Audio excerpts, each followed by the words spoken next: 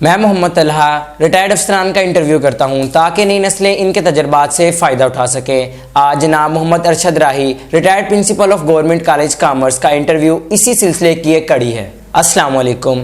وعلیکم السلام ورحمۃ اللہ وبرکاتہ۔ جناب ارشد راہی صاحب، آپ اپنے بارے میں کچھ بتانا پسند کریں گے؟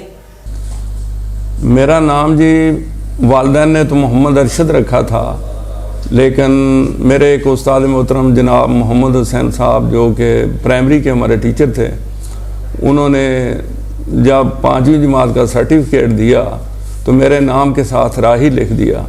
میں نے پھر اس کو زندگی بھر کے لیے اپنے تخلص کے طور پہ اپنا لیا۔ وہ ٹیچر محمد حسین صاحب آج بھی حیات ہیں، اللہ تعالیٰ ان کی عمر دراز کرے۔ اور اس کے بعد پھر میں اپنا ایجوکیشن میں بھرتی ہو گیا اور میں پروفیسر لگا اور مختلف اسٹیشنوں پہ میں نے کام کیا۔ سر، آپ نے کن کن اسٹیشنوں پر سروس کی ہے؟ میں نے ایم اے اردو کرتے ہوئے ہادی رسوا کا ایک ناول جب امراؤ جان ادا پڑھا تو اس میں ایک شعر لکھا ہوا ہے، آج بھی موجود ہے وہ ناول، اور اس میں وہ شعر ہے کہ کس کو سنائیں حال دل زار ہے ادا، آوارگی میں ہم نے زمانے کی سیر کی۔ تو مجھے ایسا محسوس ہوتا ہے کہ جیسے شاعر نے یہ شعر میرے لیے تخلیق کیا تھا۔ تو میں نے مختلف اسٹیشنوں میں پہ کام کیا، جیسے میں سب سے پہلے گورنمنٹ کالج آف کامرس مری اور چشتیاں، ہرون آباد، فورٹ عباس، حاصل پور، راجن پور اور جزمان میں سے میں بطور پرنسپل ریٹائر ہوا۔ آپ کی تخلیق میں کون کون سی کتابیں شامل ہیں؟ میں نے سب سے پہلی کتاب اپنی گلدستہ راہی لکھی۔ لکھنے پڑھنے کا شوق تو بچپن سے تھا۔ میں نے اپنی پہلی غزل جو ہے وہ 7ویں جماعت میں کہی تھی، لیکن پھر کچھ دیر کے لیے سلسلہ کٹ آف رہا اور پڑھنے پڑھانے میں مصروف رہے، روزی کے کام میں مصروف رہے۔ تو اس کے بعد جب میں نے باقاعدہ شروع کیا تو پھر میں نے کافی چیزیں جو ہیں الحمدللہ وہ اس کو رولز اینڈ ریگولیشن کے مطابق لکھنے کی کوشش کی، جیسے علم عروض ہوتا ہے اس میں بھی تھوڑی بہت ٹرائی کی، اور آج بھی اس کا ادنا سا اسٹوڈنٹ ہوں۔ تو میری کتاب جو سب سے پہلی کتاب ہے وہ گلدستہ راہی ہے، جو کہ چھپ کے منظر عام پہ آ چکی ہے۔ یہ 2018 میں پہلی کتاب میری چھپی، اور اس کے بعد میں نے پھر اس کتاب میں نظم، غزل، قوالی، حمد اور ڈرامے جو ہیں وہ موجود ہیں۔ دیکھنے میں اس کی ضخامت ذرا جیسی ہے، لیکن یہ بہت ہی خوبصورت کتاب ہے۔ اس میں بہت زیادہ مٹیریل ہے اور بہت ہی اچھی چیزیں میں نے اس میں جو ہے وہ شامل کی ہیں۔ اس کے بعد میں نے پھر ایک کتاب اور جو مزاحیہ سٹیج ڈراموں کے نام سے لکھی، اور تیسری کتاب میں نے دنیا کے 20 مشاہیر پر لکھی، جو دونوں کتابیں میری زیر طبع ہیں اور جو لاہور جو ہیں وہ گئی ہوئی ہیں، انشاءاللہ وہ بھی جلد جو ہے وہ مارکیٹ میں آ جائیں گی۔ علاوہ ازیں ایک کتاب میں نے ڈراموں پہ بھی لکھی ہے، لیکن اس کو ابھی تک چھپوایا نہیں ہے۔ ہم نے میرے اسٹینوں نے اسے ٹائپ کر رکھا ہے، تو اس میں سے ہم کچھ ڈرامے جو ہیں وہ فلماتے ہیں اور یوٹیوب پر بھی لگاتے ہیں۔ تو اس کتاب کا نام ویسے میں نے رکھا ہوا ہے ٹی وی ڈرامے۔ آپ اپنے کلام میں سے کچھ سنانا پسند کریں گے؟ جی کیوں نہیں۔ جب میں پروفیسر تھا تو میں نے اسٹوڈنٹ کی کمزوریوں کو ہلکے پھلکے انداز میں ایک نظم میں بیان کیا ہے۔ تو نظم کا نام خدا بخش ہے، جو میری اسی کتاب گلدستہ راہی میں موجود ہے، تو میں پیش کرتا ہوں۔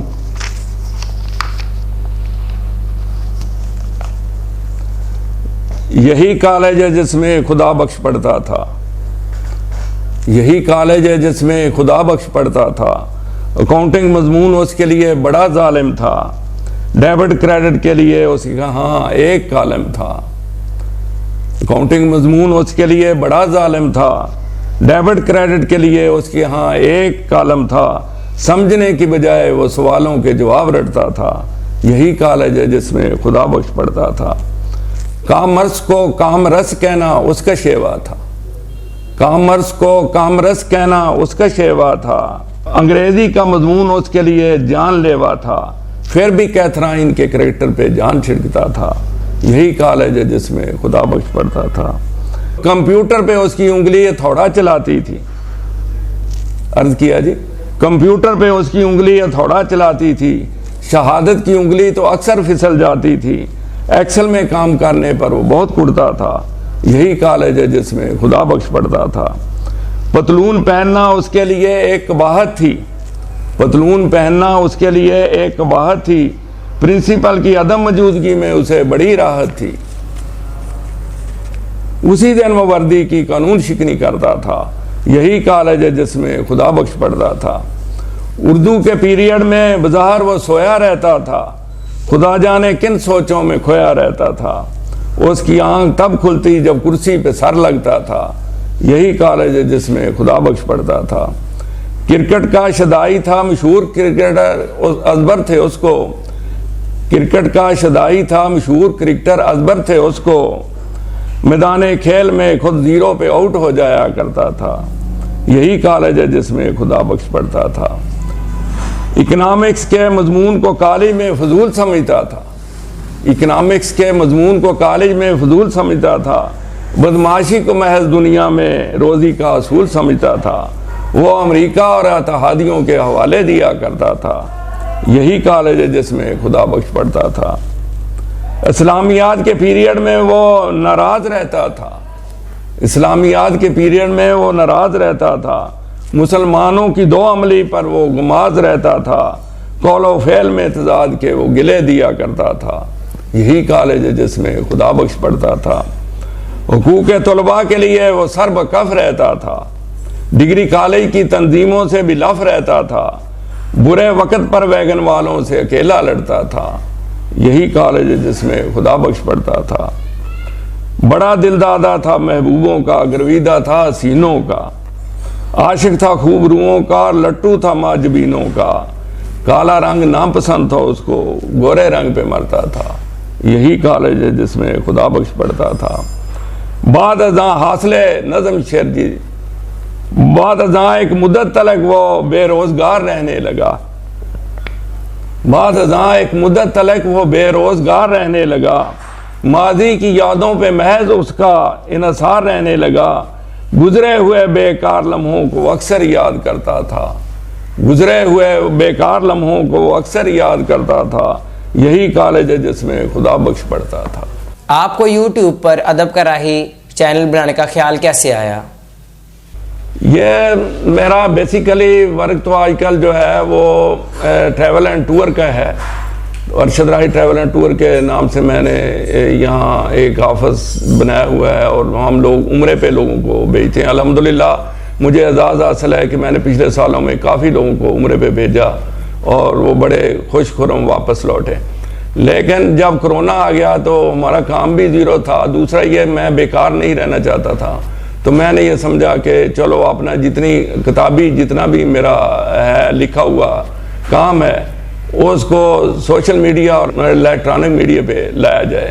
تو یہ یوٹیوب چینل جو ہے ادب کا راہی بنانا جو ہے وہ اسی سلسلے کی کڑی ہے، اور میں نے الحمدللہ اس میں سے اپنی اسی کتاب میں سے گلدستہ راہی میں سے بہت سارے سنگر سے، یہ سنگرز نے بہت خوبصورت انداز میں میرے کلام کو جو ہے گایا ہے، جس کو میں نے بڑی کوشش سے اپنے علاقے کے پھر سنگر جو ہیں ان کو پروموٹ کرنے کی ہمیشہ کوشش کی ہے۔ جب میں کالج میں تھا تو اس وقت بھی میری یہی کوشش ہوتی تھی کہ میرے اسٹوڈنٹ جو ہیں ان کو پروموٹ کروں، اور میں اسی طرح اب علاقائی جو ہمارے اداکار ہیں یا علاقائی ہمارے سنگر ہیں انہی کو پروموٹ کرنے کی کوشش میں رہتا ہوں۔ الحمدللہ میں نے کالج میں بھی ڈرامے وغیرہ بھی اپنے لکھے پرفارم کروائے، تو میں نے ٹی وی کی دہلیز پر بھی کچھ لوگوں کو پہنچا دیا۔ باقی ان لوگوں کی آگے قسمت ہے کہ کیسے کامیابی ہوتی ہے، کیسے وہ آگے چلتے ہیں۔ آپ اپنی اچیومنٹ کے بارے میں کچھ بتائیں۔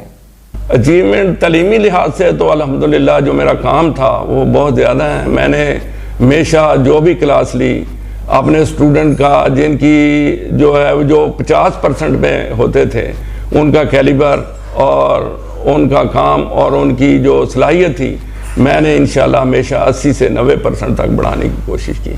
اور اس طرح سے ذاتی طور پر اگر اچیومنٹ کو دیکھا جائے، اگرچہ میں مختلف اسٹیشنوں میں کام کرتا رہا، لیکن مجھے جیسے میں اپنے کالج کے بچوں سے شغف رکھتا تھا، تو اپنے بچوں کو بھی میں نے تعلیم دلوانے میں کوئی کسر اٹھا نہ رکھی۔ تو الحمدللہ اسی کے نتیجے میں میری 3 بیٹیاں جو ہیں وہ ڈاکٹر ہیں، جس میں 2 کنسلٹنٹ ہیں اور ایک میرا بیٹا جو ہے وہ چارٹرڈ اکاؤنٹنٹ ہے، جبکہ ایک بیٹی جو ہے وہ ایکسائز انسپیکٹر ہے۔ آپ آخر میں طلبات کو کیا پیغام دیں گے؟ ہاں، میں یہی کہوں گا کہ وہ ہارڈ ورک کریں، خود فریبی سے بچیں اور کثر نفسی سے کام لیں، اور جس شعبے میں بھی جائیں سینئر لوگوں کے تجربے کا مشروب پی کر ہی وہ کامیاب ہو سکتے ہیں، اور ان کے تجربے سے فائدہ اٹھائے بغیر انسان جو ہے بڑی دیر لگا دیتا ہے اپنے تجربے کرتے ہیں۔ تو میری یہی گزارش ہے طلباء و طالبات سے کہ وہ سینئر حضرات سے، اپنے اساتذہ کرام کے تجربے کا مشروب پئیں اور اس سے پھر فائدہ اٹھاتے ہوئے پاکستان اور اپنی ذاتی زندگی کو سنوارنے کی کوشش کریں۔